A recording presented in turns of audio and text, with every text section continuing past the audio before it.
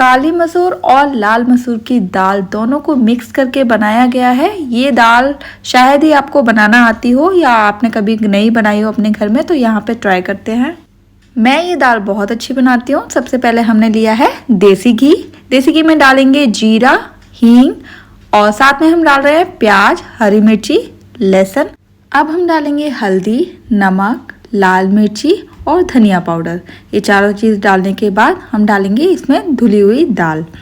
तो यहाँ पर 2 मिक्स दाल है, काली मसूर और लाल मसूर। अच्छे से मिलाने के बाद इसमें हम डालेंगे पानी।